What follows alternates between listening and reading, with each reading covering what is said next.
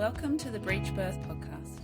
I'm Sasha Hopkins, private midwife, breech birth educator, and your host. This is a space to hear the real, raw, and powerful stories of women who have experienced breech birth in all its layers. Each episode features honest conversations with women who've experienced breech firsthand, offering insight and reflection. This podcast was born from the knowing that these stories need to be heard, to inform, connect, and reclaim the story of breech birth. Whether you're navigating breech birth yourself, supporting others, or simply curious, welcome and thank you. The Breech Birth Podcast is independently created and produced. If you'd like to support the continuation of this space, you can do so through Buy Me a Coffee. Your support helps keep these stories being shared and accessible to women and families around the world, and you can find the link in the show notes. Thank you for being a part of this community. Hi, Lexi. Welcome to the podcast. Hi, thank you. Before we jump into your story, let's jump into your context questions. Whereabouts are you located? So I'm in central Minnesota, so pretty much right in the center of the state. Amazing. And it looks like it's snowing where you are right now. Yes. Yep. In the background. Yeah. Meanwhile, over here, it's stinking hot. So we've got two contrast environments going on. I think it's below 0 Fahrenheit with wind chill right now. So, it looks picturesque through your window. If anyone who's not looking, it just looks like there's a beautiful Christmas tree outside. Yeah. All right. Sorry, I'm getting distracted. How many weeks were you when you had your breech baby? So I was 38 and 1. And what sort of care did you receive in pregnancy and in your birth? Yeah. So I had found private midwifery care. So it's like a clinic that had 2 midwives. And then during the appointments or whatever, whoever was available would meet with you. Yeah, okay. And that was for birth as well? You'd had one of those too? Yes. Yep. So for birth, those midwives showed up. And then since babe was breech, we actually had a third one that was more experienced. That was there too. So home birth, was it? Yeah. Beautiful. And so we had a vaginal birth by the sounds of that if we're at home? Yes. Yeah. Yeah. Amazing. Before you jump into your story, do you want to share just a snapshot about yourself, about who you are for our listeners? Sure. Yeah. So I am 24 years old. I just had my first baby 4 months ago in September. And I worked at an eye clinic. I was going to school for nursing at some point, and then kind of decided the whole big pharma healthcare system wasn't necessarily for me. And then that kind of led me into knowing that I was going to need a home birth. Amazing. So you already knew that before you fell pregnant? Oh, yes. And you have to kind of convince your husband, Yeah. All right. So let's go into your story then. So had you convinced your husband for a home birth before you fell pregnant? But honestly, it was we had been together 5 years and I just kept bringing it up. Every single time we would talk about having kids. And then he was just like, okay, yeah, this will happen. He actually had a really good mindset where he's like, birth is a natural thing. It doesn't need to be medicalized. And I thought that was really helpful. Yes, absolutely. Yeah. Belief in your body. Yes, very much. He owns a gym, so he's really in tune with people's bodies and how they move and stuff. Yeah, perfect. All right. Well, how did pregnancy look at the beginning and getting your midwives? Did you already have them lined up before you fell pregnant? So it was once I just was pregnant, I discovered them. There was one that was more local, and they, I guess, are starting to close down, so they weren't accepting new moms in general. And then I had just searched online and they ended up showing up. And then around 10 weeks, my husband and I met with them and kind of just did an interview, I guess you could say. Mm-hmm. And then I was like, okay, yeah, let's sign up, whatever. You guys seem great. But we didn't have our first official appointment until 12 weeks. And that's when we did an ultrasound just to confirm pregnancy, everything was okay, and kind of date gestation. Yeah. And so they had a clinic, or did they come to your home for your appointments? Yes. So they have a physical building to go to. So pretty much all the appointments were there, except our 37-week was a home visit to make sure we had everything to be set up for birth. And then postpartum care, our 1 day and 1 week are at home. Yeah. Great. And how did your body cope with pregnancy, being your first as well? Yeah. So my husband owns a gym, so I'm very into fitness, working out. So that was helpful, and I was able to continue that throughout pregnancy. And then we just kind of adjusted my workouts as needed. I was borderline stational diabetes in a sense, I would recover after meals. It was just my fasting in the morning was 95, 96, so right on the border. So then they had me do continuous glucose monitoring. We started at like 28-ish weeks and then till the end of pregnancy. And did they come back normal most of the time? Yes. Yeah. It was just, I was within a couple points in the morning. Like I'd be 96 to 98. Must be different numbers over there because we talk about 5.0, okay. 5.2. Yeah. So I'm like, yeah. Okay. And then I guess I don't know if you guys have to do like a glucose test where you drink a bunch of milligrams of different sugar. Yeah, it's like 750 mils over here. That it's an option, of course. There's always options, and that's wherever you go. So- but is the glucose tolerance test, or some women choose to do fasting only, or they do the glucometer screening. So that makes sense to me. Yeah. Yeah. So I had opted just from the get-go to do continuous glucose monitoring. Yeah.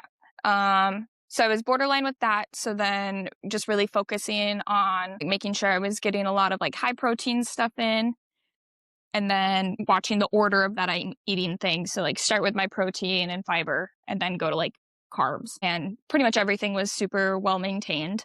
And then just going on walks. I did yoga also throughout pregnancy, and that was really helpful, especially like keeping my hips like loose and stuff. My husband and I, we like to do a lot of hiking. So at 26 weeks pregnant, we ended up hiking 30 miles that day. I slightly regretted it. I was very much, I need to stay in shape. And, I was able to manage everything really well in that point. I had a little bit of SI problems, so low back, hips, and that I had prior to pregnancy just with lifting and stuff that had shown up. So doing a lot of chiropractor care, craniosacral, and then we had a really good pelvic floor therapist. So she was also like helping me with that. And I probably started pelvic floor therapy shortly after 20 weeks. And I would definitely recommend like doing that prior to having the baby, where I think a lot of people, at least in the US, are like, oh, we have pelvic floor therapy after. Yeah. Especially those who, particularly if you're quite fit, you go into the gym or you're a horse rider, you can tend to have quite tight pelvic floor. So it's not about the brewing it up. It's also about having a balance, about being able to relax the pelvic floor as well, because that's basically a barrier for baby. We need to be able to soften and open that space for baby to move through. Yeah, for sure. And then it was just really helpful being able to learn how to connect my breath to my pelvic floor and how everything kind of just flows with your breath. Yeah, amazing. Much like labor. Yeah. Flow with your breath.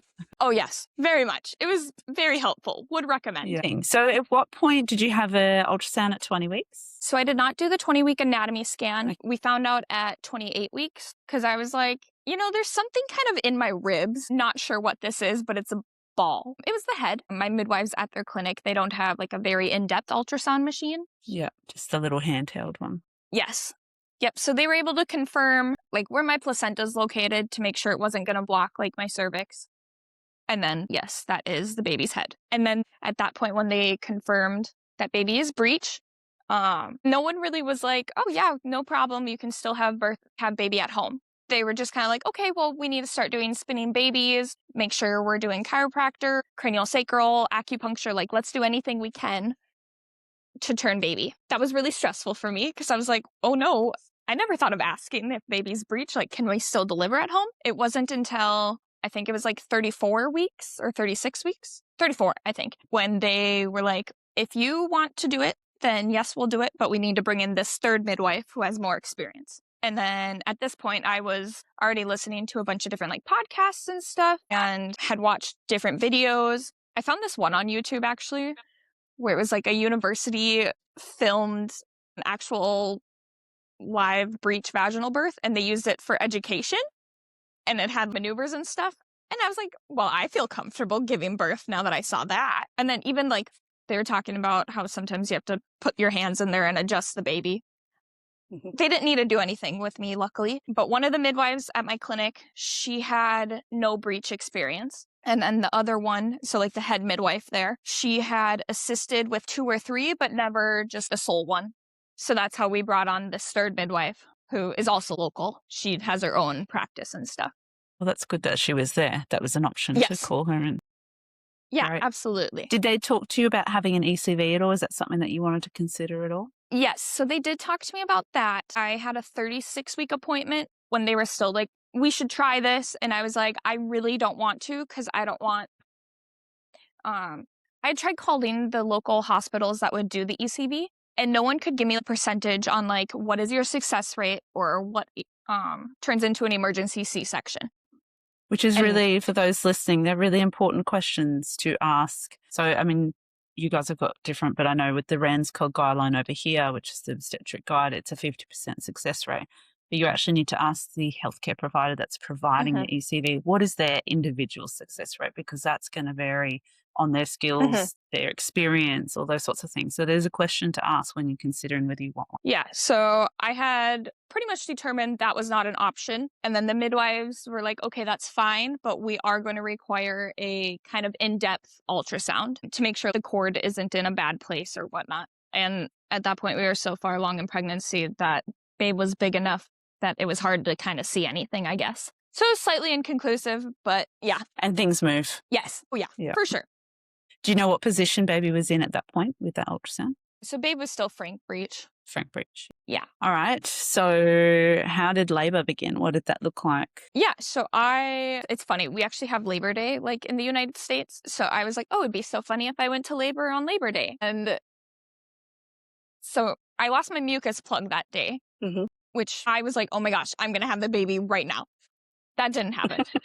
But I was super excited. So I didn't sleep much that night. And then I had done like a really hard workout that morning because I didn't have work. So I was like, oh, I have literally all day to work out, whatever. That was a bad idea because then my muscles were really sore. So then I went to work on Tuesday and I was just like, I don't really want to be here. I'm kind of done. I'm tired. My body hurts. I'm pretty sure I was having contractions all day, actually. And then I had a midwife appointment and I was telling her, I was like, yeah, I lost my mucus plug. Nothing else really happened. I didn't know that I was actually having contractions. I was like, oh, they're just Braxton Hicks. And then I went shopping, had to do some things when I went home. And again, was kind of in a bad mood, unfortunately. So I was like, I don't want to go to work tomorrow. And then I had a meeting even before work.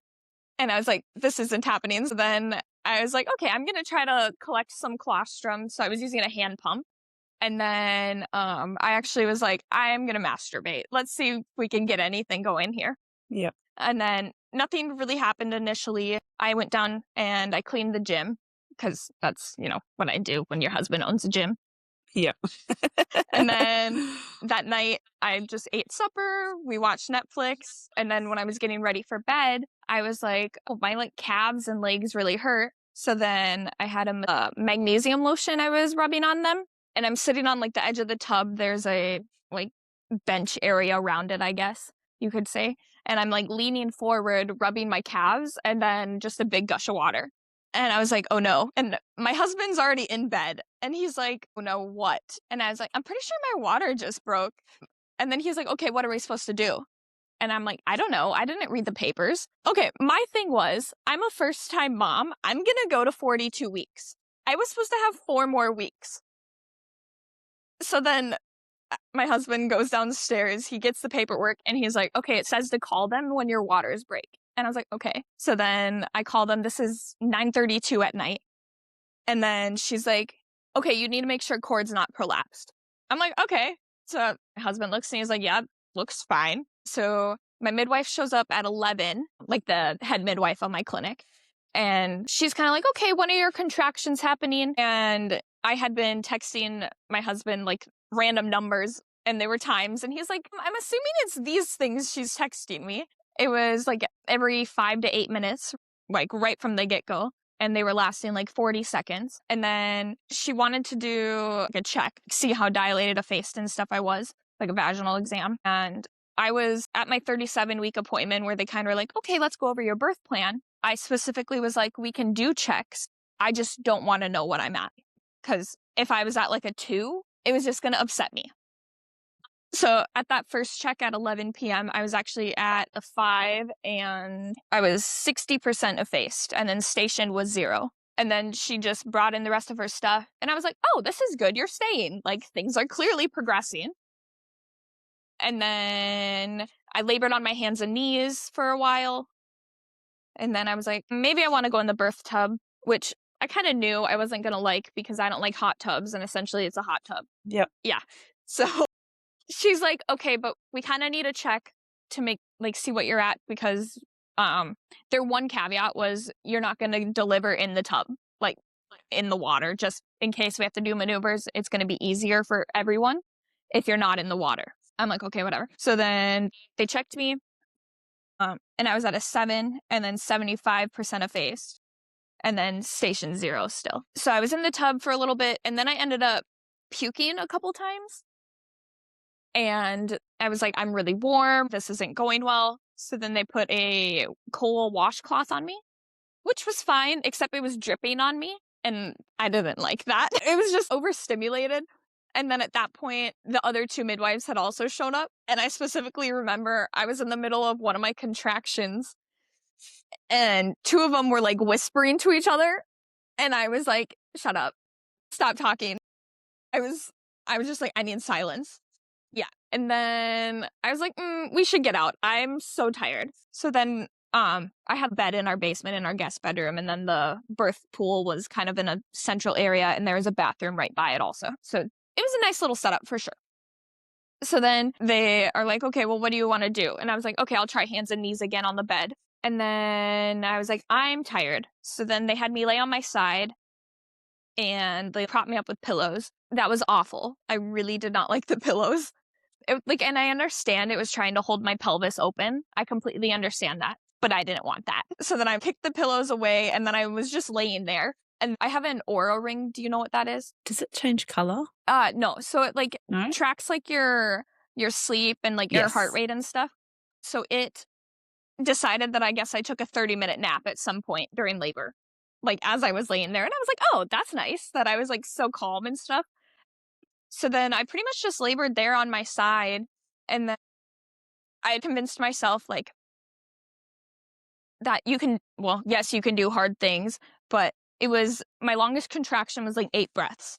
So, and then it would peak at 4 or 5 and then be fine. And then I guess I had the mindset of it was like hiking the Grand Canyon, where you're climbing out the end. And luckily I'd done that the year prior. So I was like, oh, I remember how hard this was. And you survived, you're fine. So that was a really good mindset for me. And That's then great. I didn't like hip squeezes or anything. Mm-hmm.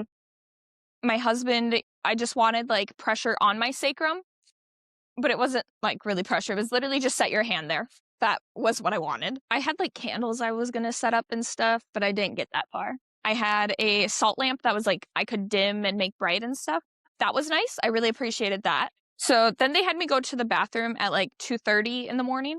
And then I had 4 contractions on the toilet, which honestly weren't bad. It was a lot of relief. And at one point, the midwife, the one that was doing the Doppler stuff to assess baby throughout contractions intermittently and stuff, she's like, well, put your finger up there, see if you can feel the baby. And so that was cool. So when I started, after the 4th contraction, she's like, okay, put your finger, see. So she was 1 finger away.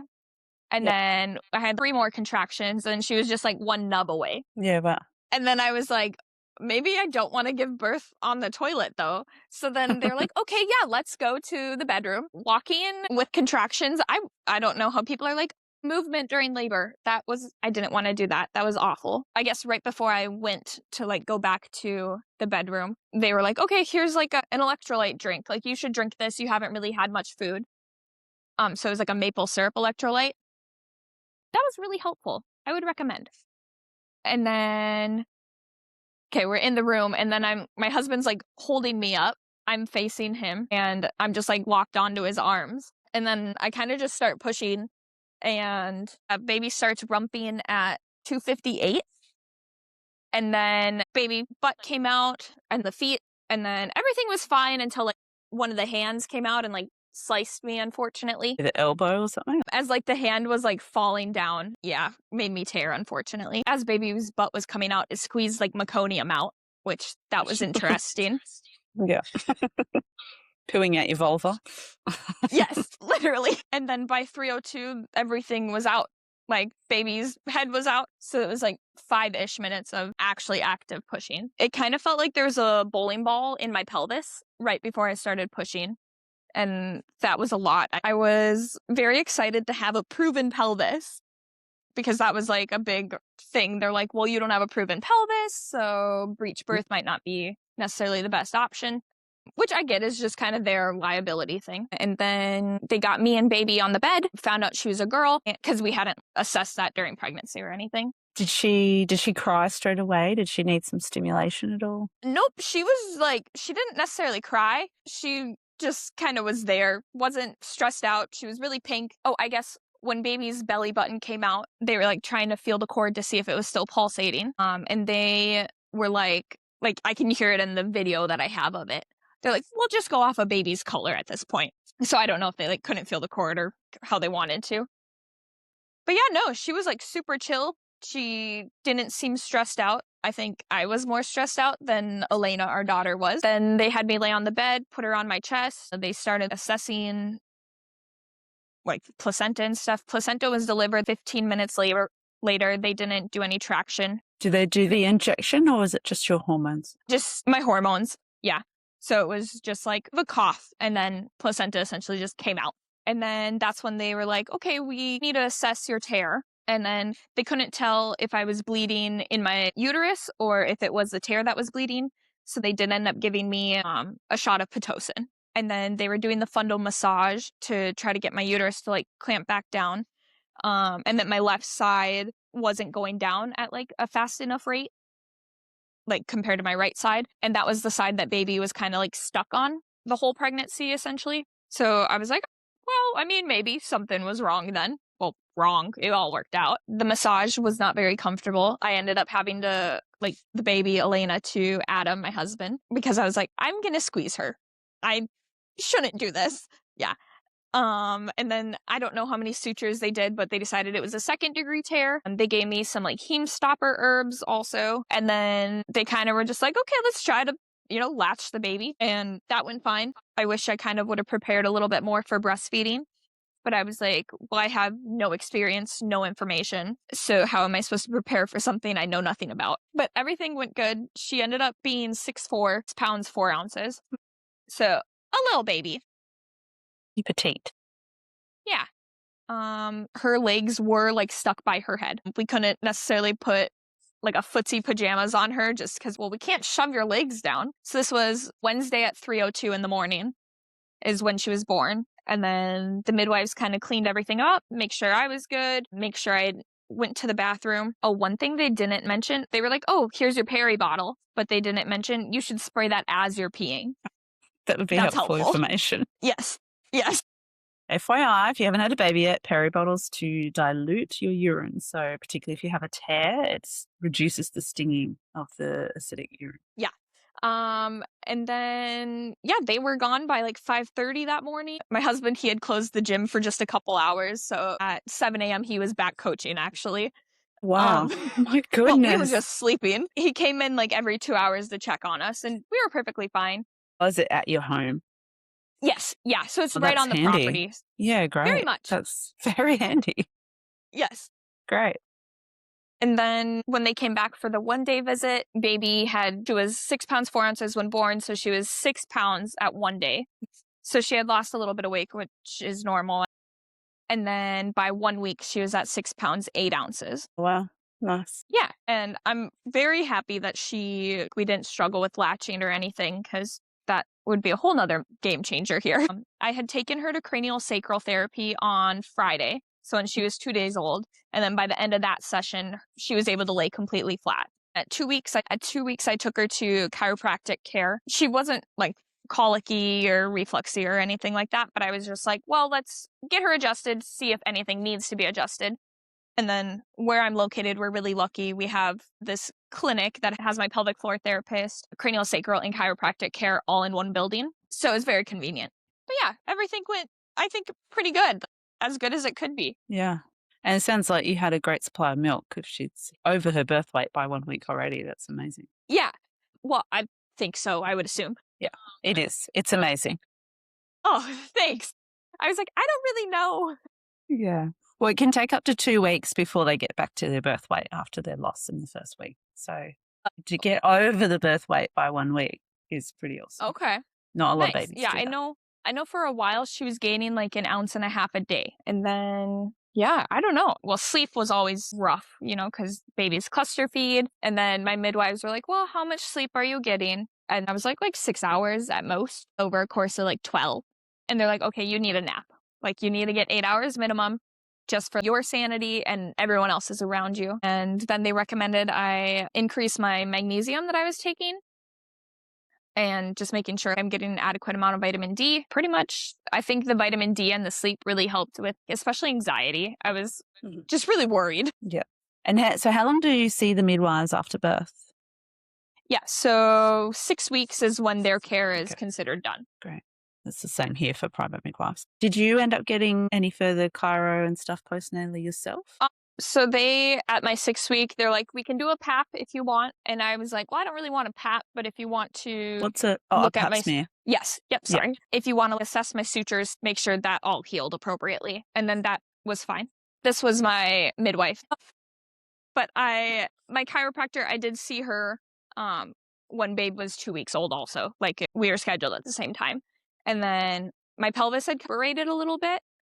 And I'm still struggling a little bit with that, especially when I try to squat in the gym. I can feel that at the bottom of my squat. And then I did a couple sessions of pelvic floor therapy starting at 6 weeks also. It was very not eventful, and I appreciate that. Perfect. Knowing what you know now and having the experience that you've had, if you feel pregnant again and had another breech baby, would you do anything differently? I really don't think so, except there's a sling that you can get to kind of help support you when you're on your hands and knees. Sling? Yes. Yeah. Yes, definitely would do that because my arms were super fatigued. And then the yoga ball that, you bounce on and do stuff on throughout pregnancy. I should have utilized that during labor also. But yeah, no, overall, I think it was a good experience. And yeah, oh, well, okay, I'm not going to ever do the water birth. That was a waste of time. It's so interesting when women, they know if it's not a thing for them, and others are like, no, I need it. Yeah. I was like, okay, we'll try it, but definitely in the future, no, will not be happening. So for anyone listening, do you have any words of wisdom or advice you'd like to share with them, anyone with a breech baby? Kind of just trust your body. There was a point in my care where the midwives were like, well, at this point, we either need baby to flip or we need baby to engage in your pelvis. And then I was like, okay, baby is engaging. This is what we're doing. It was really just relaxing everything and surrendering to your contractions. I personally don't like a birth comb because I found clenching in my hands was not helping my body relax at all. And then I had done yoga throughout pregnancy. So being able to just focus back on your breath and being able to fall upon that was really helpful. And I would assume any labor that would be helpful, not just breech babies. I think also recording it so you can watch the baby come out. I think that's so cool. I do too. I like doing that as well, especially for breech. It's really handy for the midwives themselves to actually reflect back and go, okay, could we do anything differently? Because it helps us become better practitioners. Yeah, I was very much like, well, I'm okay being kind of an education. So if any birth workers want to show up, that'll be fine. They didn't invite any more than just the 3 of them, but I was like, it's fine. Everything's fine. As long as, they're not disturbing me. And I really loved what you said earlier about because you had climbed the Grand Canyon, I think you said, and with the mindset of I can do hard things and this is only temporary. I really like that sort of aspect because at the end of the day, yes, labor is labor. It's an intensive for the physical body, but it's such a mind game. And the moment you let your mind fall apart, the moment it becomes harder. So the more you can have your mindset on, I can do this, this is easy, just really focusing on what's going to get you through, it makes the process much easier to move through. Yeah. And then one thing that I had learned during pregnancy is different brain waves that essentially during labor your body has to go through, and just being like, okay, this hypnotic one is where I need to be. So I read Hypno Babies, and just kind of being able to fully relax my body was incredibly helpful. Yeah. Awesome. Thank you so much for coming and sharing your story. Yeah. Thank you. Thank you for listening to the Breech Birth podcast. These stories matter. They stretch what we think we know and bring voice to experiences that need to be heard. I'm so grateful to the women who have shared their experiences with us, raw, real, and full of wisdom. If this episode resonated with you, please follow, share, or leave a review. You can find us on Instagram, Facebook, and YouTube at Breech Birth Podcast. And if you have a breech story to share, I'd love to hear from you. Until next time, may we continue to reclaim the narrative, one story at a time.